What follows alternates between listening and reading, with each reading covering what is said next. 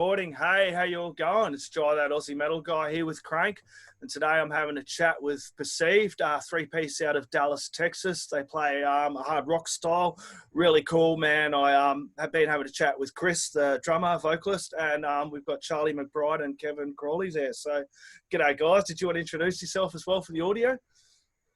How's it going? I'm Chris Bell. Kevin Crawley. Charlie McBride. I'm drums and vocals, bass. Guitar, cool, man. So awesome, man. So how you all been, man? Crazy time. It is crazy. It is for music, especially in the entertainment business. Yeah, man. I've been digging that the single "Living Hell" there, dude. But for people who haven't heard of you guys, because you're still relatively new, you had the "Betrayed Belief," which I've gone back and checked out the demo to that. Really cool track as well, man. You have a cool style, which I like, which is somewhat similar to Stain. You just bring your own little fucking groove and element to it all. You've got an amazing vocal delivery, dude. It's got a really cool sound, man. But can you give us a quick little intro to who you guys are? You kind of broke up there for a second. Yeah. Just mind just giving us a quick intro to who you guys are and how the band formed. Well, we met back in, I guess it was the late 90s. Started writing music, and then life happened. He had kids. I had a daughter. And we met this guy along the way, and we started writing music again. And, of course, he was a given of who we wanted to come in on bass. There was no doubt. And it just clicked. Everything just clicked, and we got together in May of 2018 was when we actually... Well, we were actually in another band, Fallen South, which was a metal band here in Dallas. That was probably 2012. No shit. So you all kind of had a little bit of time off. And I kind of... Yeah. We all took a break for a minute. We all, got families and day jobs and, that sort of stuff. But I know we got back together. Go ahead. Yeah, I know what that's like, dude. Exactly, man. Yeah. Did have a day job. He worked for the audio department, mostly for these big gigs. Like concerts and convention centers. And then everything's died out now. I got no job, Yeah, it's the same everywhere, man. Everyone's kind of gone through that struggle at the moment. Yeah. Everyone's like up in arms. What are we doing? Guys like yourself are trying to figure out ways to reach the audiences as well, because you're in the underground scene there. You're coming through the scene. The main way of reaching the fans is through your shows and everything. You put on a show there and you're selling all your merch, all your music. You're reaching your audience there. It must be kind of what the fuck do we do now, man? Well, that's, I think, why we've just been really focusing really hard on recording and trying to come up with cool videos and image ideas to start releasing all this stuff online. Yeah. Well, the single comes out August 7th. That's due to drop, the Living Hell one there, and that's off your EP. If you jump over to the website there, you can see some of the lyrics. That's all coming off the EP, as well? Yes, sir. Yes. Yeah. Well, will be on it as well. Yeah, man. You got Living Hell, Not to Be, Betrayed Belief, The Darkening. Is that what's coming out on the EP? Yes, those are the 4 on the EP right there. Yep. Can you tell us a little bit about the songwriting? Because I dare say you guys have been together for a long time. These are probably songs you've had sitting there for ages, dude.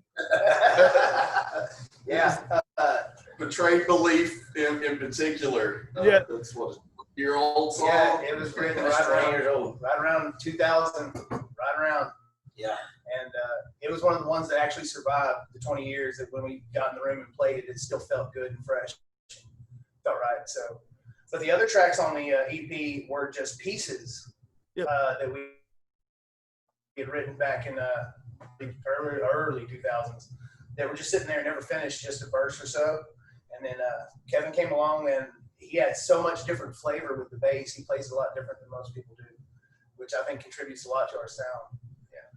So with that, we just kind of wrote and finished the songs that we kind of had going, and that's what the EP is kind of based on. But we have 4 other finished songs that are new, and we're really happy with the direction those are going. But of course, that's further down the road. We're trying to get these released to everybody.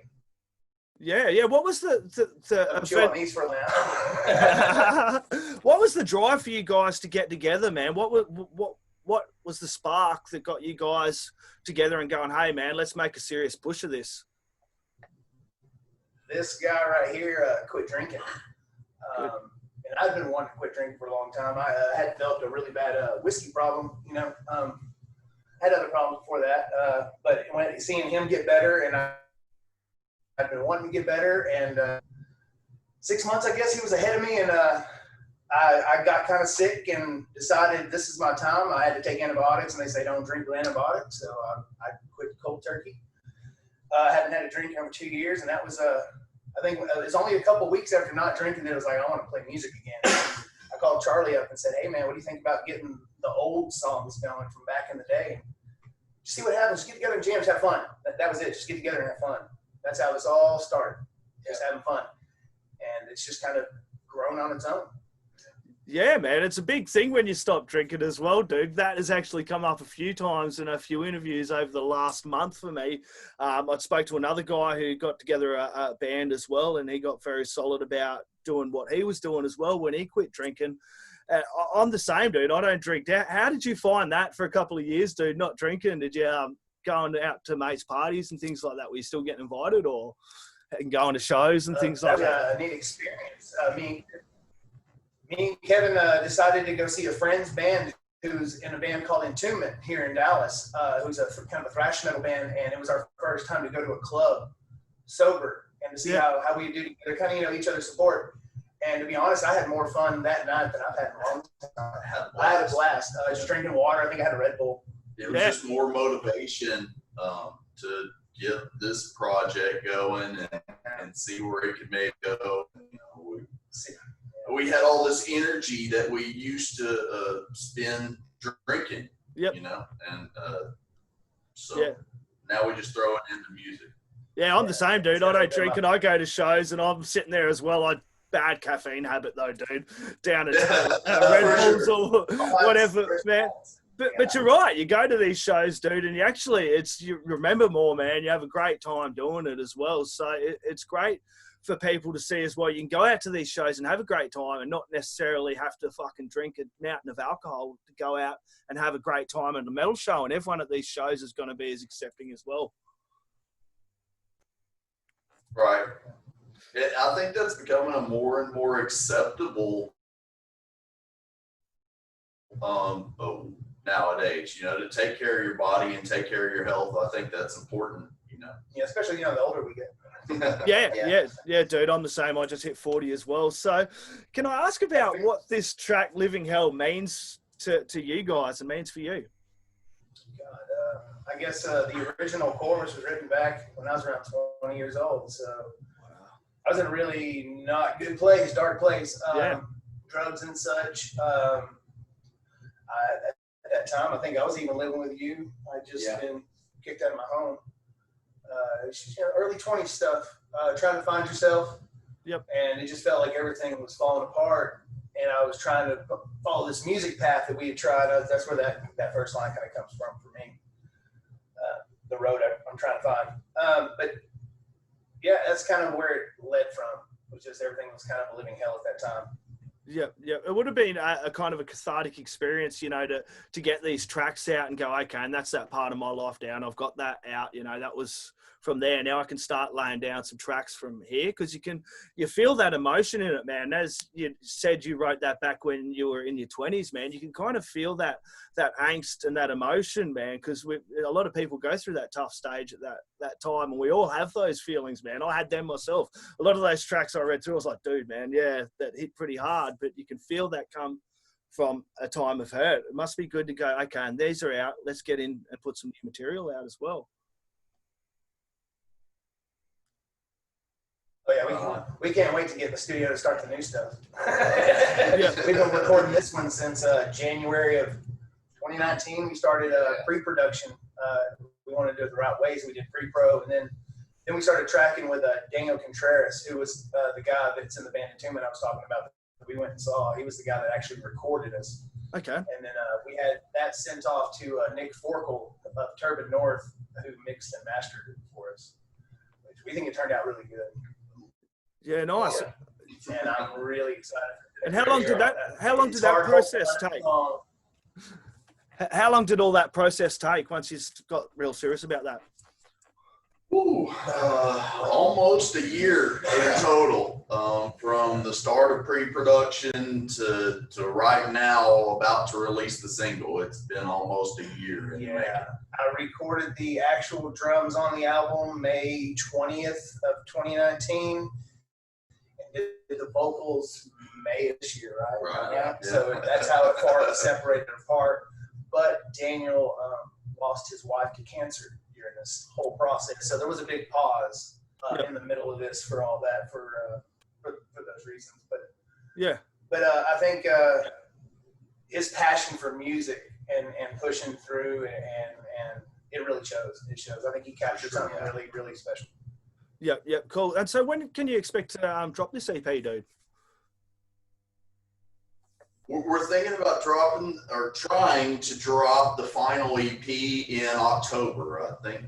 Should we just say? We'll go ahead and release the date. October 30th, we're thinking. Yeah, October 30th, Friday, October 30th is going to be probably the EP drop, where the full EP is available. We'll have physical copies too in CD form, digibacks. But we are going to be releasing singles along the way. This Friday, we're dropping Live in Hell. And I think a month from now, maybe beginning September, not to be able to be dropped in September. Yeah, I think that's a good idea. It gives everyone a taste of what you're doing as well. Like, I've had this discussion as well with a lot of bands, and they're like trying to release a little bit at a time, because you got this 5-minute attention span with a lot of these social media cycles, dude. You really got to keep up with it and give everyone a little bit of a taste of what you're going on, especially bands with the underground and the unsigned scene. And they struggle damn hard. They're great musicians. It's the best kind of music you're going to hear, dude. And it's a struggle to get this music out, dude. Sure, yeah.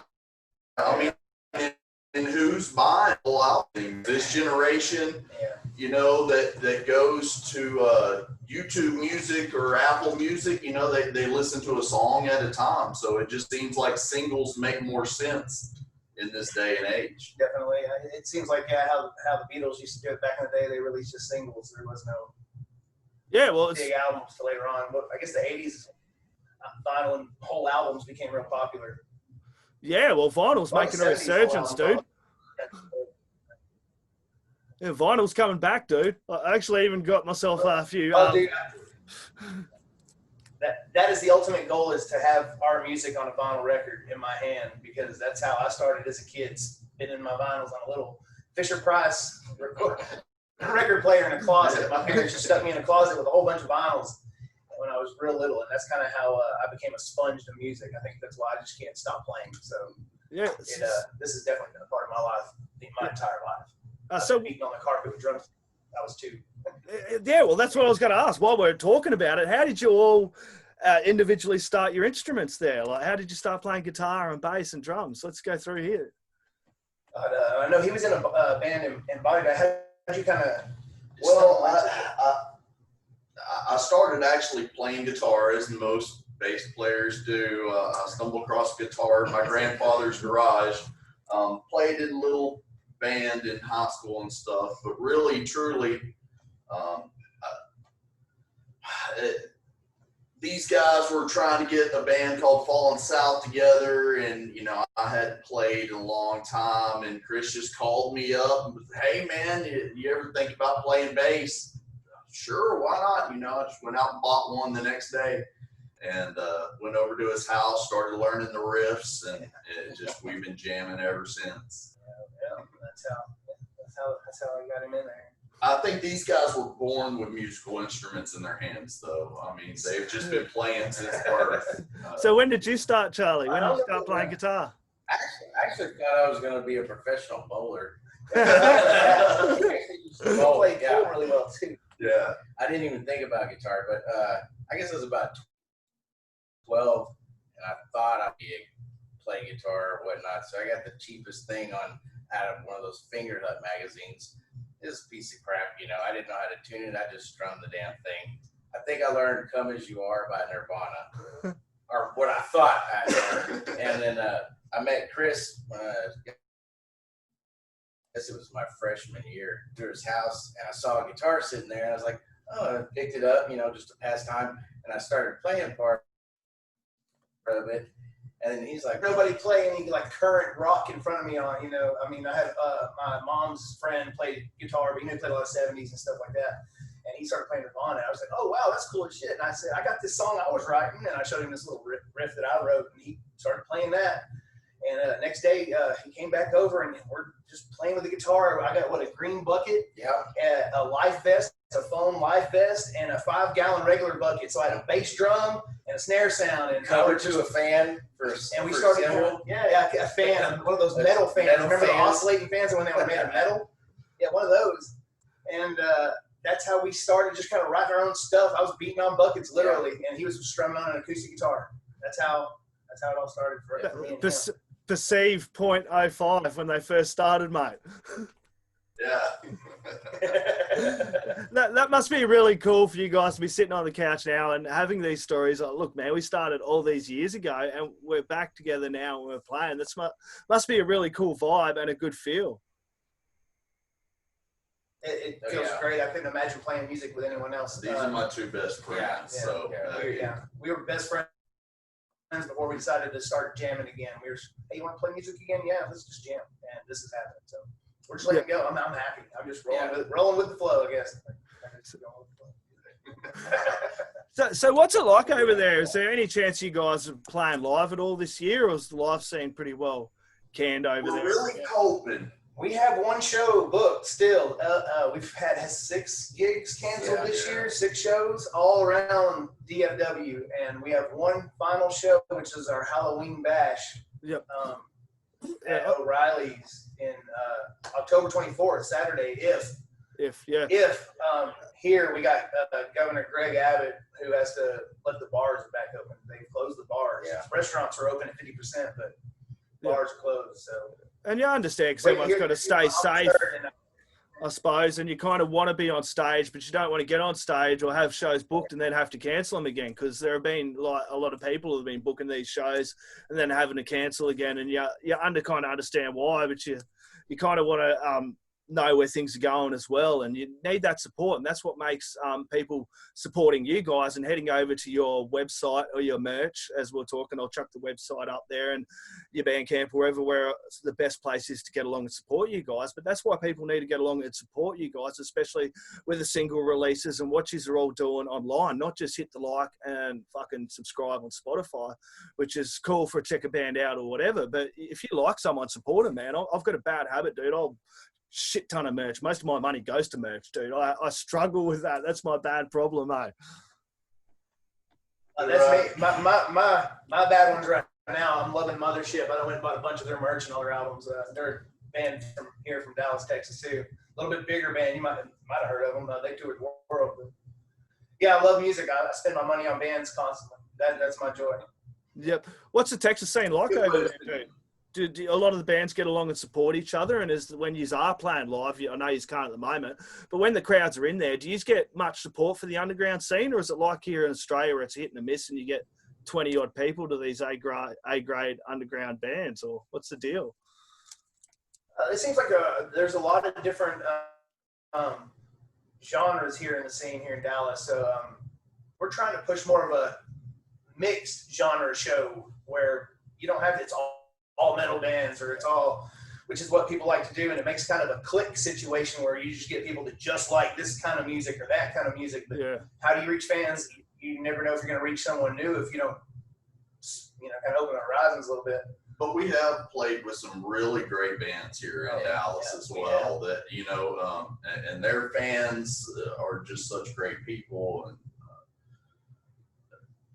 everybody tries to support everybody. Yeah, we all support each other. Yeah, I go out to their shows, they come out to ours. Yep, for sure. That's the go. And can I talk about your artwork, dude? You've got there. What artwork are you going to go with for the EP? Do you know yet? Can you reveal that at all? Because you got a couple up there on the website. Actually, we haven't officially released the other photos yet. We have one more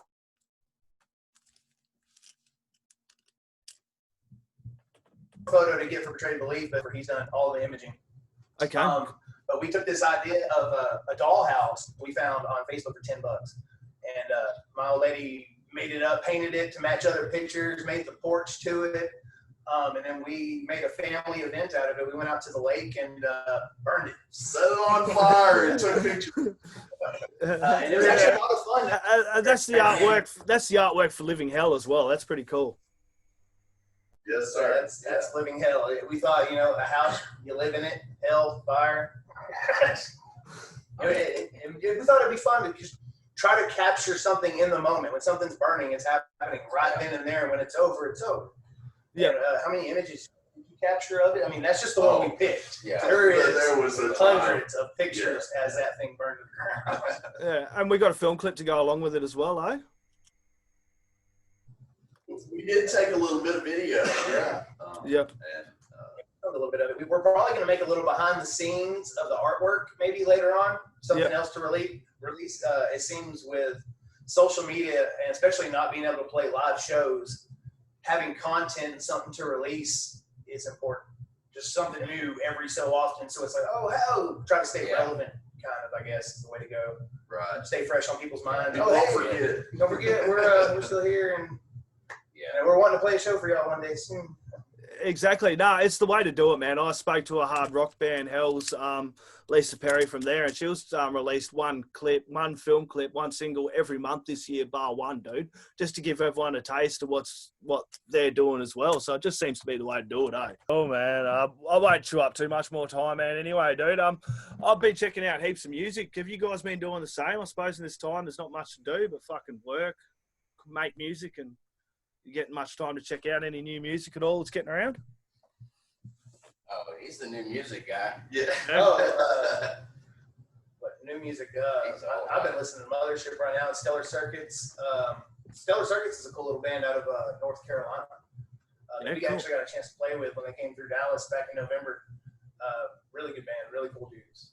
Yeah, cool. I have to check them out, man, because I love hearing what's going on just underneath, man. That's where you find the great musicians, man, and the top people, because, that mainstream music, that's fucking mainly getting pushed at you from the big record companies, dude, and they pick out a handful of bands and they shove it down your throat.